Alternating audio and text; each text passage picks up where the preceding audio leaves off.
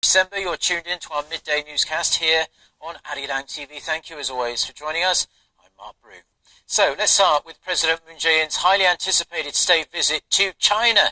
Ahead of his trip, President Moon sat down with China's state-run broadcaster CCTV for an interview that aired on Monday night. The South Korean leader discussed THAAD, North Korea and restoring trust with China. Our Blue House correspondent Hwang Ho-jun starts us off.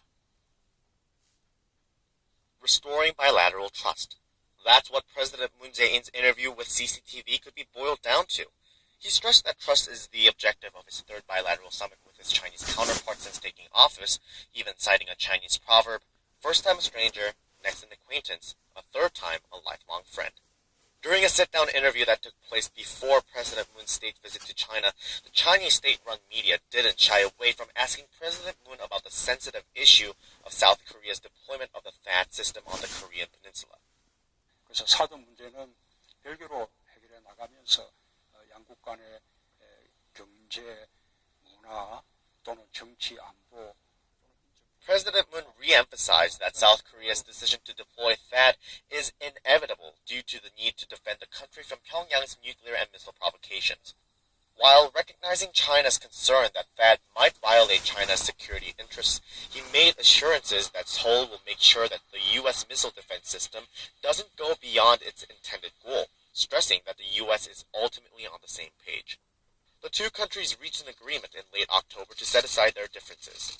President Moon also asserted that Pyongyang must give up its nuclear ambitions.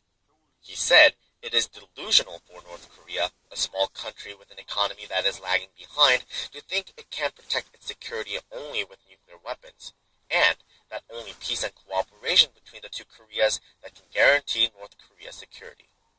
Moon's trip to China comes 2 weeks after Pyongyang launched an apparent intercontinental ballistic missile on November 29th, resuming its missile provocations after a 75-day hiatus. Hwang Ho-jun, Arirang News. Now, the UN Security Council has condemned North Korea for its ongoing human rights violations for a fourth year in a row. The meeting went ahead on Monday despite strong opposition from Pyongyang's longtime traditional ally, China. Park So-yeon reports. The UN Security Council has adopted North Korea's human rights violations as a formal resolution and discussed ways to improve the matter at its fourth annual meeting on the regime's human rights abuses. The meeting was convened at the request of countries such as the United States, Britain, France, and Japan. North Korea's overall infringement of human rights were pointed out, as well as issues regarding political prisoner camps, overseas labor workers, the repatriation of North Korean defectors, as well as South Korean and Korean American detainees. UN Human Rights Chief Zaid Rad Al Hussein asked the Security Council to examine the impact sanctions may have on human rights conditions in North Korea and said measures need to be taken to minimize their adverse humanitarian consequences. Ahead of the meeting, China expressed its opposition to the move, saying it's inappropriate for the Council to handle the human rights issue of an individual country. Beijing's UN representative also said the meeting may further escalate tensions on the Korean peninsula.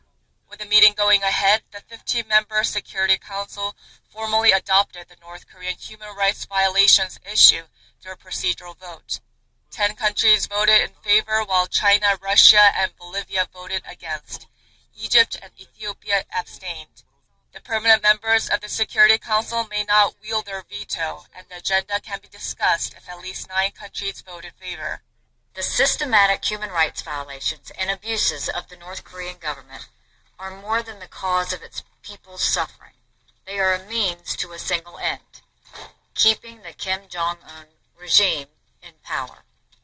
The UN Security Council reiterated that North Korea is failing to abide by international law in spite of increasing global pressure. The members also expressed their hope to improve the cruel and merciless conditions North Koreans have to endure under the Kim Jong-un regime. Park So-yeon, Arirang News.